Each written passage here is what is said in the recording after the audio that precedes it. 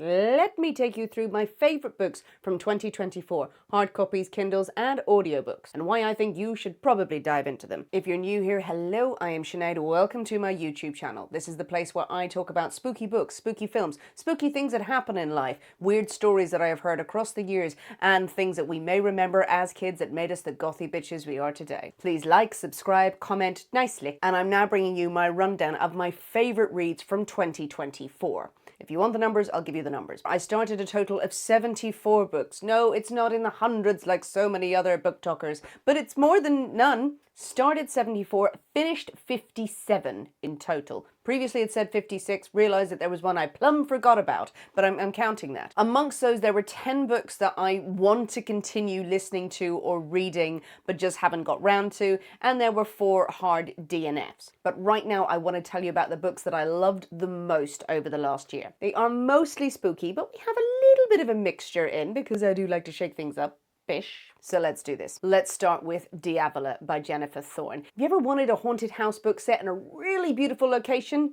Here we go. Diavola is the story of a young woman, Anna, who is going out to Tuscany for the annual family vacation. They have rented this huge, beautiful villa in the beautiful Tuscan countryside. You have a pool, you have incredible surroundings, luxurious accommodation. She meets up with the family and you've got all of the usual family dysfunction that you would expect from a big group trip. I mean, maybe your families aren't dysfunctional, but let's not get into that. Everyone is arriving at this vacation with their own baggage, with their own little foibles and niggles at each member of the family. But the twist, of course, is that the place that they have rented is haunted by the figure of a very strange, vengeful woman. There is a tower in this villa that no one is allowed to go into, and strange sounds are coming from up there, and strange things start happening. This book had everything I wanted in a great haunted house story and also a holiday read, bizarrely smashed together. The location, the descriptions were absolutely spot on. I adored being there, and I was genuinely frightened by the ghost story that emerged there. Anna, the main character, is incredibly likable. She's very relatable. She's fed up with her family and she finds them very frustrating. Even though she's trying to bond with different people, she's trying to not get things wrong. She's the black sheep of the family. But at the same time, you have this stalking figure from the villa haunting all of them, and it escalates in a way that I did not expect to see, and it just becomes so menacing as well as very entertaining with a very satisfying conclusion. I've recommended this book to so many people. Everyone who has read it has come back and said how much they enjoyed it. I really hope that you would enjoy it too. I'm going to break it to you, me holding the book up here like this, like it's a parrot, is not going to work for the rest of the video. I'm not sure why I did this. I'm new to this, so I'm just winging it. I'm going to put this down now. My arms are so weak. It's like I did that push-up last year for nothing. I'm going to say these words. Cottagecore horror. If you're not running from the hills, please go and look up Bloom by Delilah S. Dawson. I don't know what I was expecting in this book. It wasn't this, and I'm so pleased I read it. I'm just going to put the graphic up here so you know what I'm talking about if you're skimming through this. Delilah S. Dawson is now an auto-buy author for me. She is a great horror thriller writer. She does not pull any punches in terms of subject matter, in terms of going a little dark, but she is such an entertaining writer at the same time. In Bloom, we meet Rosemary, a woman who has just taken a new university job teaching and writing. She hasn't quite got her shit together, but trust me, that tried and tested plotline is not done in a contrite throwaway manner in this book. She one day decides to go to a farmer's market where she meets the beautiful, the enigmatic, the even ethereal Ash, who sells her homemade cakes, soaps, lotions. She's just everything that is perfect and embodies cottagecore. And Rosemary is attracted to her. She's fascinated by her, this mysterious woman. Their friendship grows even though Rosemary starts to notice some red flags around Ash, her boundaries, things that she won't quite tell her, and their story unfolds from there. I'm going to share a description with you, a simple description that I do think is a bit of a spoiler. So if that synopsis was enough for you, just put your fingers in your ears for the next 3 seconds. It's Girl Hannibal cottagecore. You're fine now. This book was so indulgently beautiful and gruesome. Check your trigger warnings. A book that I listened to on audio and I have not stopped raving about it, The September House. The September House is a haunted house story with a twist. Oh, you didn't see that coming. This is truly a unique take on a haunted house story, and I know so many books claim to have a completely fresh take on a tried and tested genre. We follow the story of Margaret, who has been living in her dream home for several years now with her husband. The thing is about the house is that it's haunted, and Margaret knows that. The house is inhabited by a range of spirits. Most of the year they're benign, they're quite quiet, but things really ramp up in the house every September. We're talking blood running down the walls, we're talking creatures crawling all over wall spaces, getting up in your face, doing terrible, terrible things. Whereas normally you have a haunted house story with new inhabitants coming in and discovering the ghost, Margaret has made her peace in the house, except that her husband has now left her, and her daughter is calling her, asking, where is her father? Why have they split up? She's coming down to visit her immediately, and Margaret has this dilemma. How does she tell her daughter or hide from her daughter the fact that this house is haunted? The book is told with humor and heart. It has very frightening images all the way through it. The ghosts that are in the house, God, they've been through the mill. There are a range of ghosts, to very pleasant ones to ones you want to stay the hell away from. Yes, you are wondering through the story, are these ghosts in Margaret's head? Has she made these up? Her daughter is a whirlwind of energy, but she hints at having left home when she was a teenager because of potential problems in the family household that they used to have. What works so well with this story is that it is juxtaposed with Margaret's coming to terms with the life that she has led with her husband. I will tell you, midway through this book, Margaret reveals parts of her life and the reasons for her actions, and it made me stop the book and put it down and sit back and go, whoa. There was something that really hit home with this book, and I'd be very happy to do a longer review on it because of the way it deals with its subject matter. It's very hard to talk about it without giving away a spoiler. It deals with certain subject matters so gently, so nicely, so matter-of-factly. When you realize what Margaret has been through and why she acts the way she does, it's very well played out. It's not overly sentimental or revelatory. It is a gentle reveal of what someone will do to survive and to cope and what they will do for their loved ones. And it really got to me. It really hit me like, whoa, okay. That was a good metaphor. This builds to a very, very satisfying climax as well, because you are going, what's going on here? You know, what side of the fence are we going to land on? Is this real? Is it imagined? Is some of it real? Is some of it not? I really like the ending because I'm in favor of going all in. I urge people to listen to it. If you like what you're hearing so far, please do hit subscribe and support this channel so I can send you more recommendations and more videos to keep you up at night. Let's escape into fairy tale land for a little bit. One book that I listened to on audio was Thorn Hedge by T Kingfisher.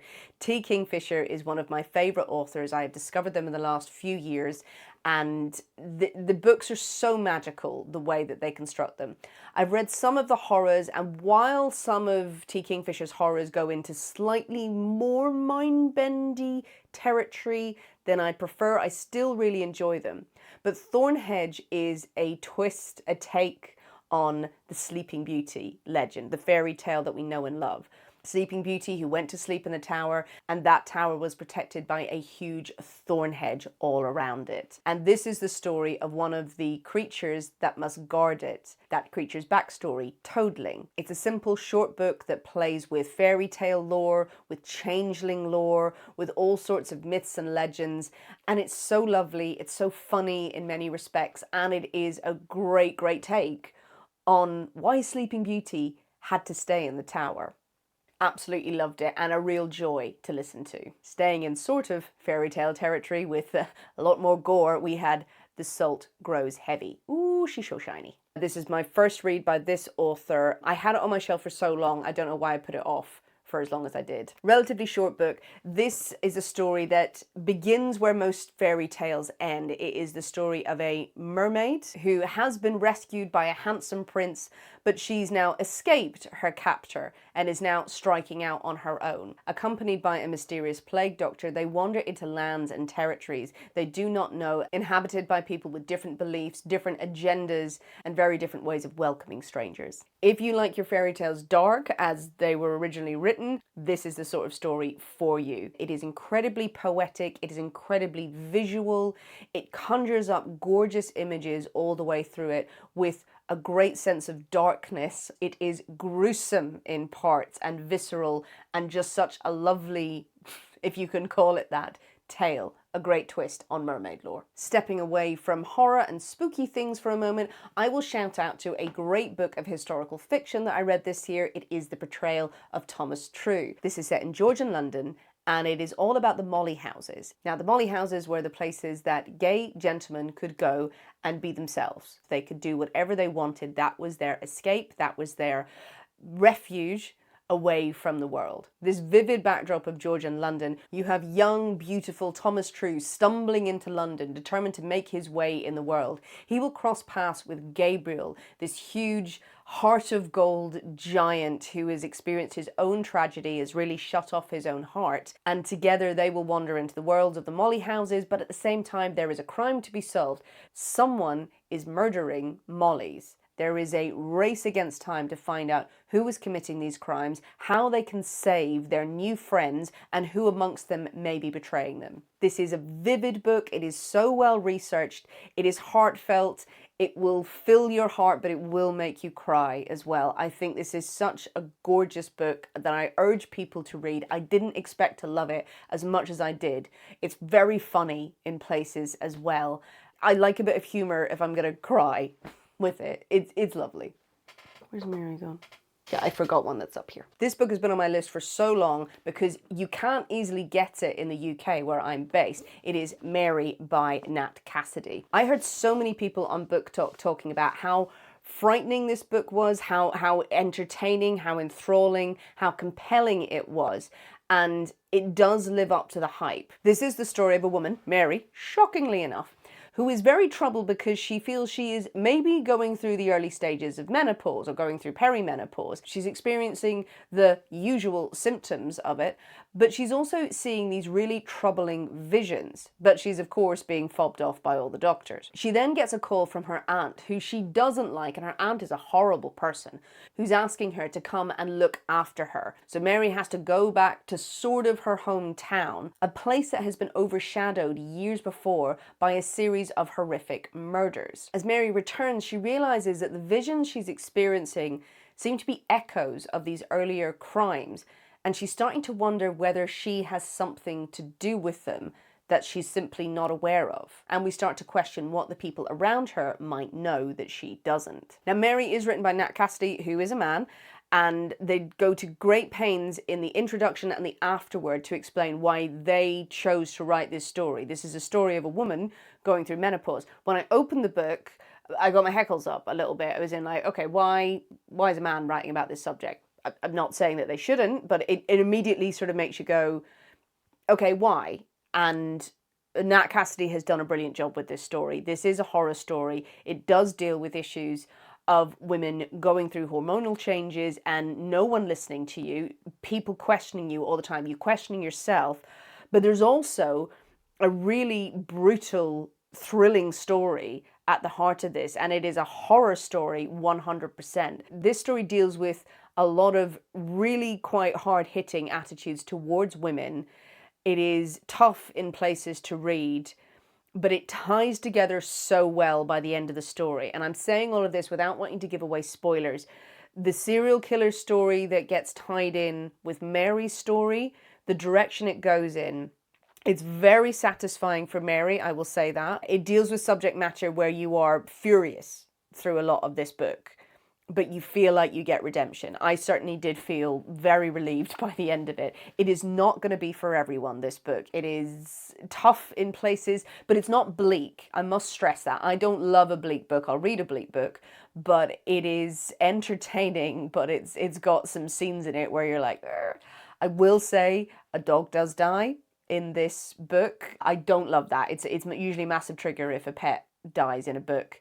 I could handle this one. If that is a hard no for you, this is one to skip. But a really, really interesting book. I'm so glad I read it. If you simply love a slasher, I must shout out to another author that I discovered last year. Read so many of their books that I love, but Heads Will Roll by Josh Winning. If you're an 80s baby or a 90s baby, whatever baby you were, if you love a good slasher film from that era, from the 70s and the 80s, all that nostalgia, this is a great book to read. It borrows so much from those films in a modern setting. It's the story of Willow, who was a TV star who at the start of this book has been cancelled. We don't know why, but they have been cancelled absolutely.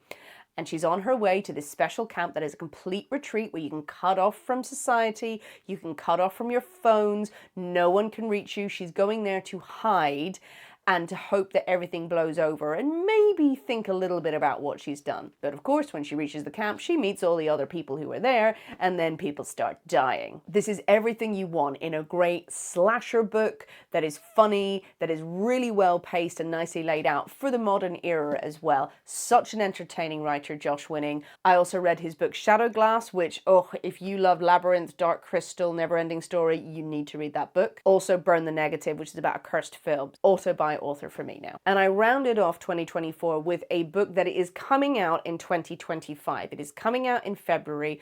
I was very lucky to receive an advance copy. It's Victorian Psycho. This book, 5 stars plus. 5 stars plus. Be prepared. This book is fantastic and you will be repulsed. A simple premise: you have a young woman who is going to be a governess in a big Victorian mansion, Winifred Naughty. The beginning of the book, the copy that I have, has some images at the front that very clearly state that everyone who lives in the household by Christmas Day will be dead. You know stuff's going to go down. Winifred Naughty, we understand from the beginning of this book, is not a nice person, and bad things are going to happen to the people around her. In true Gothic style, while we have a nasty protagonist with Winifred, we don't then have a bunch of innocents who are pure as the driven snow around her. All the characters in this book are flawed. There is something to dislike about everyone, and there is something to laugh at all the way through this book. Winifred does awful things in this book, but there's never a sense of indulgence with it. It's not like the author is really overly lingering on any of these terrible scenes. Things just happen because Winifred just lets them happen, and she doesn't care. And you're just sort of left with your mouth open going, what did I read? What's happening? And you just move on because she's moved on, because she's a psychopath. All the observations that Winifred has are strange, funny, very funny at points, grotesque. She is obsessed and fixated on different things about different people. Winifred is so passive and grim in her outlook, you can't help but laugh at it. The author has done such great work of researching it, and the little details that have been put in capture the scene so well. The beauty of the Victorian era and all the ugliness and all of the stark reality of living in those sorts of huge, big, crumbling, cold, austere estates. This book is a lesson in less is more. In just a few words, Virginia Feito has captured an ambience of feeling that so many books would try to do in more pages and have failed. I could ramble about this book. Clearly, I absolutely loved it. I think it is one of the best books I have read in a very long time, with the caveat it is gross and brilliant. It's out in February, so if you get to read it, tell me what you think. Woo! Those were my top reads of 2024. As I said, there were many other books in there that were like 4 stars, 4.5 stars, so many good reads. I have profiled so many of them over on TikTok, but those ones stayed with me the longest, and those are the ones that I would recommend to other readers. Some with warnings, but predominantly I think horror lovers and just good book lovers would enjoy them. Have you read any of these? Did you enjoy them? Did you hate them? Please subscribe to my channel if you want more updates of books to enjoy, particularly in the spooky category. You can follow me out there on other channels as well. And do leave a comment if you would like to suggest more books that I should be reading.